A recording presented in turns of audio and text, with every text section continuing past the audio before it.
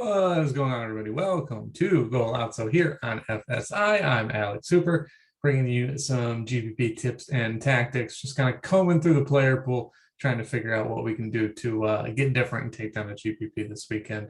Before we get into it, I ask that you subscribe to the channel here at FSI, like the video if you enjoy these tips and tricks every week, picks if you want to call it that, and then comment on the video anything that I hit on that worked for you this week, last weekend, whatever, or I don't know, just leave a comment if I missed somebody. But all right, so this weekend, surprise, surprise, we got a big favorite on a 3-game slate and then a lot of pick'ems. As you can see from the cheat sheet here, Liverpool, the only minus money favorite and big time at home at Anfield against Southampton. The highest total, I guess technically the highest total, as the under is just a little less than the 2.5 on Palace and Villa. Let me check and make sure that I'm not screwing this up and that this is at Anfield, because that changes things. Yeah, it is. Okay. Sometimes I depend on the way that Pinnacle is set up, and I reverse them. So, okay. So then we move down to Wolves, plus 120 favorites on the road at Norwich, lowest total 2.25 with some juice on the under, and then that Palace Villa match at Selhurst Park. Palace decent favorites over Villa, but again, essentially a pick 'em. More juice on the under there at 2.5. So, for those of you who are new or haven't seen before, these numbers are the XG for the team in question plus the XG allowed by the opposing team. So, surprise to nobody, Liverpool has almost a 10 XG advantage over the next biggest favorite in Wolves. And then if you see here, though, the interesting thing, like these numbers support the favorites kind of in order and by the amount that they're favorited.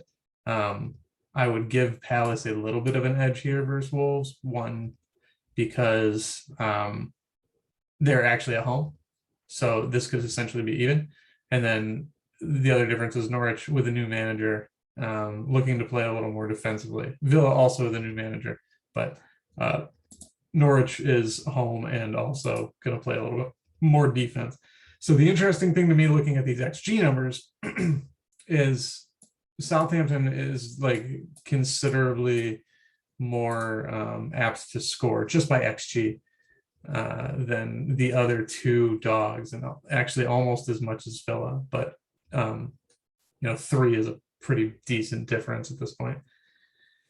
So I would say if you're not playing Allison, the first thing before we get into it to get weird in GPP is to play whoever scores for Southampton, whether that's James Ward-Prowse, Che Adams, Adam Armstrong, maybe it's Elyounoussi. And, I don't know that I would be hunting out a center back goal, but just keep that in mind, that Southampton does have a chance to score here. And a lot of people are going to be playing Allison and Liverpool if they can get to it. So that's just kind of a preview of the slates. From an overall game scenario perspective.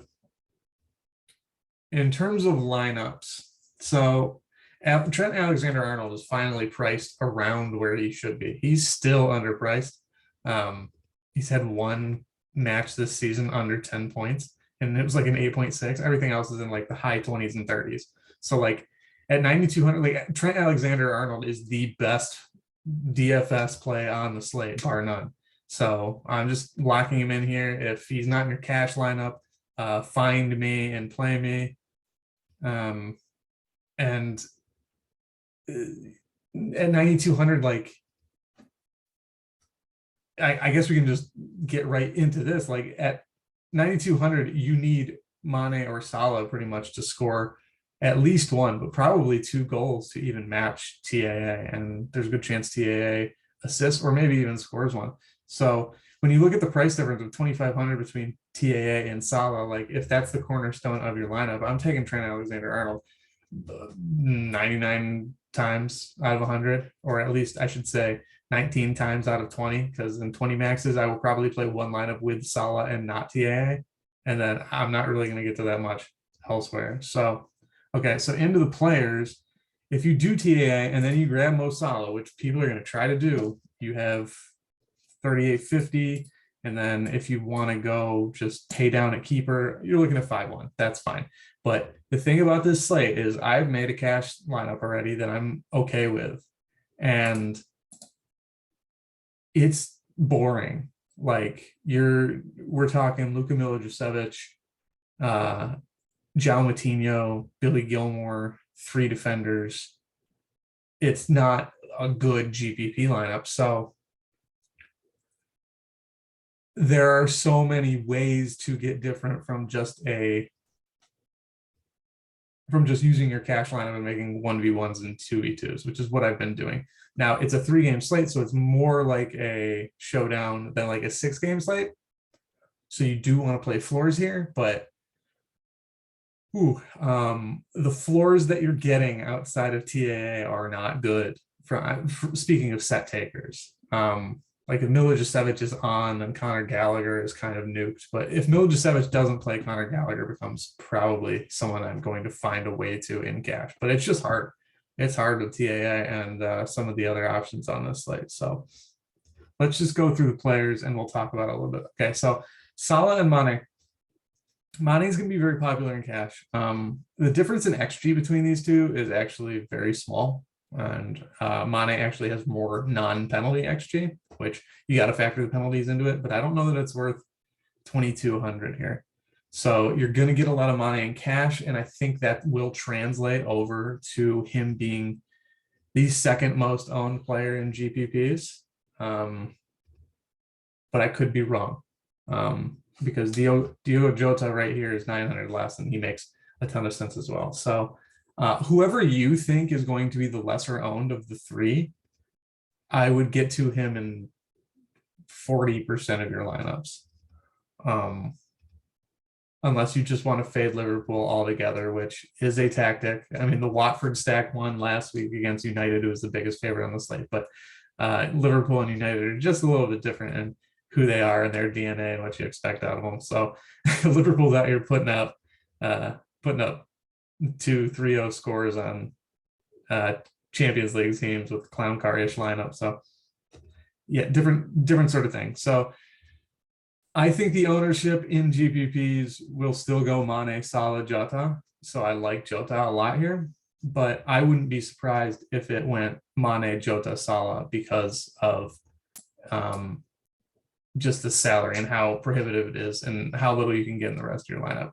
I don't think that's what's going to happen, but I could see it. Also, like depending on what you're playing, like in sharp lineups, I can see some of the sharps going to Salah because he's not going to be as owned, and I can see them also just completely avoiding him because of that price and like name recognition. But I'm gonna be playing on Saturday, especially because the prize pool in the $4 is not very good. I'm gonna be playing in the $1, and I wouldn't be shocked if Salah is like 40% owned, just because you get a different player pool in terms of the contestants, not the actual soccer players, but the people building the lineups. So just know what you're playing in and kind of understand that and use that to dictate where you think the ownership is on these guys. All right, let's move forward. Those are the Liverpool guys up front, and that's who you're expecting. Firmino's out. I don't, in a league match, I wouldn't expect anything other than 3 of them. Also, Salah and Mane are going to be gone for a month coming up soon for the African Cup of Nations, and I think Klopp is going to use them as much as possible before that. We can sip. All right, so Palace is not even the second biggest favorite on the slate yet. The next forwards you can pay for are Wilf Zaha and Christian Benteke. If you're going to do that, I would look for the 500 to get the Zaha if you're going to go there. Benteke is perfectly in the conversation to score. He's in the conversation to score a brace. He just sometimes he has his games, sometimes he doesn't, but he's a goal reliant forward and whatever. Whereas Zaha's going to get you fouls. He's going to be on the wing. He has some assist equity. I think has penalties full time over Milicevic. So I like Zaha more than Benteke, but I would guess that the ownership is way less on Benteke. So take that for what it's worth. Raul Jimenez at 7,700, not super cheap, but also very possible, very in the conversation for a brace. I don't think you have to worry about playing him at all. Leon Bailey not expected to start. Ollie Watkins now on the wing at 7,300, scored late last week for Villa. I think he's a nice play against Palace. I don't love it. I'm more apt to target the Wolves guys here, which if you've been watching this all year and Tilt City, you know how that's going for me, but I'll be back there again. Traore Silva not expected to play. Ogazi not expected to play. Milo Rashica, 6,800 makes so much sense in cash lineups. He took 2 weeks ago for Norwich. You see, I have it pulled up. Their match logs 2 weeks ago with Billy Gilmore on the field. Took 4 corners. Gilmore took 1. Rashica is still the guy who has the best floor and upside for that team, and Wolves aren't great, so I like Rashica a lot here. I'll see him a lot in GPP, and I am going to have a hard time believing that he's not in my cash lineup at this point, just because of the savings you get and the upside. That's something I do want to consider for cash. I want all of the floor plus upside guys, not just the floor guys like Natinho and Milivojevic, who I'm going to have to play anyway. So Rashica is one of those guys who I really like. And, you know, Wolves are sitting in a Europe spot currently. So, you know, they're not bad, but I think they are bad. Tough to get to Southampton. Redmond's another guy I didn't mention who, like, if you can grab him, grab him. Like, if you're in this range, last guy in, and you're like, I wouldn't mind getting to some Southampton just to get really weird and hope they score, then Redmond's your guy. Otherwise, I wouldn't touch him. Edouard for Palace. I think this is your guy if you want to get Palace exposure. 6.5 on a wing. I think he's a great play here. Chan, maybe the best GPP play on the slate. Forward eligible, mid eligible, 6,400. Favorite, road favorite, right? Yeah, road favorite, but he's been great. What are his peripheral scores like? Without the goals, yeah, 4.25, pretty goal reliant, but a stack with he and Jimenez, I think, are really nice. There's another Wolves guy coming up that makes a lot of sense here too. Timu Pukki finally priced up at 6.2. I don't like him as much as I normally do, but he's still very much in play. If Mino starts, he's going to be incredibly popular at 6.4. Armstrong, a fine pivot play if you don't have Allison in your lineup. Don't have any trouble getting to him if you can. Che Adams, though, at 5,700 gives you a little extra. I like Adams more as a player. I think he has more. It's hard to say he has more upside, but I think he does. That's probably just bias on my part, so forget I said anything. Daniel Podence at 5.9, probably not going to play the full 90 for Wolves, but that's some savings that might help you get other places. So keep that in mind. Of the projected starters, Danny Ings again at 5,300, probably going to be the cheapest starting forward, except maybe Josh Sargent, who's awful. The difference between Ings and Sargent as players is a little more than $300. So yeah, Ings is a great play. Ings and Chan really stand out to me among forward plays for GPPs. Otherwise, Hawks at 4.5. You know, those left and right mids for Liverpool don't really do much, but you had Thiago score in the midweek playing out of that position. So, I mean, it's possible. A lot of times in this position, and you'll hear me say it a little later with Fabinho, if your choice is like some exposure to Liverpool or a guy with, you know, maybe a little more goal upside or a little better goal odds, I have no problem just being like, just give me the Liverpool guy and hope for an assist or whatever. But just know that you are going to need that. Their floor guys are. You know who their floor guys are. We already talked about one. All right, mid only. Conor Gallagher, again, watch for Milivojevic. Either way, I think he's a good GPP play, but like good luck making him fit at 9,000. Like if you want to play, I mean, Jota's not even going to get you much savings to get to him. You could play like Jota and Gallagher, and I think that's a wild GPP lineup. So Jota in a forward spot, Gallagher in a mid, and then maybe Ings. And I don't think that's a horrible build. Also, if you can find the extra 9 and do Mane instead of Jota and Gallagher, that's fine. But cash-wise, if Milivojevic doesn't play, then I like Gallagher. Otherwise, who knows? Again, James Ward-Prowse, I don't see a position where Southampton's going to have a ton of the ball and Ward-Prowse is going to be able to get his normal floor, but it's possible. I don't see myself getting to him as much as I love the guy, and he could break the slate, if he has the chance, but I don't know that he does. Emi Buendia at 6,500, expected to start, decent floor. I mean, he's still crossing the ball. He's taking shots on goal. I mean, 15 points without a goal and an assist against Southampton. But then like 5 against Brighton. So he's all over the board, but at 6,500, I think he's a fine play. You just have to find a spot for him in the midfield, which I don't think is that hard because you can see like these are all mid forward eligible. So unless you're getting the Gallagher and Ward-Prowse, I don't think it's going to be hard. I don't think there's a lot of opportunity cost to playing Buendia, which is another nice part about him.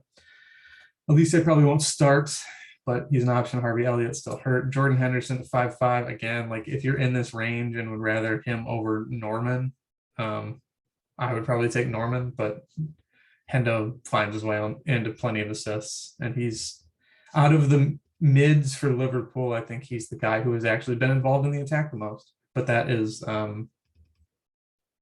not based on any sort of fact, just what I'm noticing. Trezeguet is out. Trincao, if he plays at 5,000, is fine as well. If you can't find the 4 to get to Norman or the 5 to get to Henderson, Trincao still might be a better play anyway, especially from a floor perspective.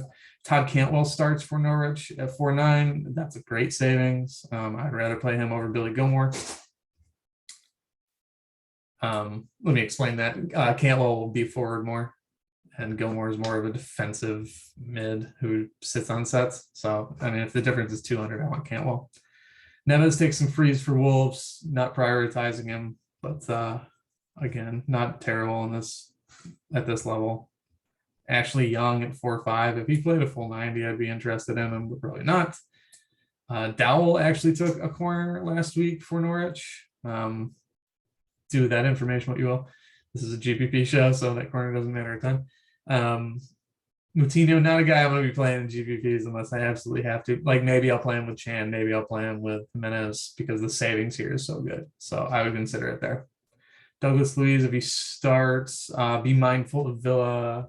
I skipped over McGinn, so because I was so excited about Buendia, but McGinn at 6,000. Keep an eye on the lineup. If McGinn is like a right mid or a left mid, he's going to be more in the attack. And if like Marvelous Nkamba is sitting in the middle of the park, he'll kind of sit back and McGinn will get forward. So at 6,000, McGinn's not bad. If Louise is in at 4.1, he has been on sets. So again, keep an eye out. Just look at where McGinn is and where he might sit and then make your call there.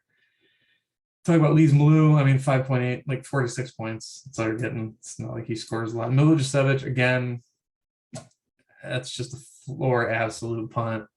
Not even on the sets anymore. Or sorry, not on the penalties anymore. He is on the sets, but not a guy I'm getting to a ton here. El Yunusi at 3.8. I think that's a perfectly fine last man in punt to get Southampton exposure and get real leverage, but don't go crazy, obviously. Moving down, Kenny McLean 35, not terrible. Fabinho at 34, I'd rather play him in GPP. Ramsey at 3,200 if he plays for Villa, I think is your best GPP punt here, like in mid. If you absolutely have to punt at mid, I think Jacob Ramsey at 32 is like, that's your best point per dollar and like upside per dollar in my mind. All right, defender. TAA, lock him in. Ait Nori at 6, wonderful play. Probably gonna be my cash lineup. Robertson 5.5. This is where I get a little sketchy. So if you look at Robertson's game logs, like you're gonna have to pay an extra 8,000 to get him. I mean, you're looking at 7, 5, 6, 8, 8, and then he had some big games back at the early start of the season, but he just hasn't been that Robbo. So that's move my stuff here. So at 55, like you're gonna need savings on this slate. So I'd rather go down to target 4.7, cash at 4.4 if you really need it. Tyreek Mitchell, I guess, and then all the way down here at 3-1. Brandon Williams is expected to start for Norwich on not the wing, but at left back. So if you need a cheap punt here, that's where you're going. And in cash, I'm going to play 3 expensive defenders, and GPP Williams is going to unlock a lot for me. Otherwise, Wolves center backs, Cody. Constance is actually not horrible. Bali probably won't play, but like a Cody is probably where I would punt if I needed to go low than Williams. But it's probably Williams, and then I don't know, Mings. It's very quickly into pairing with your keeper, or like if you are playing Milivojevic, like let's do something live here. Say Milivojevic has to be in your lineup because you need savings, and say you want a little more savings.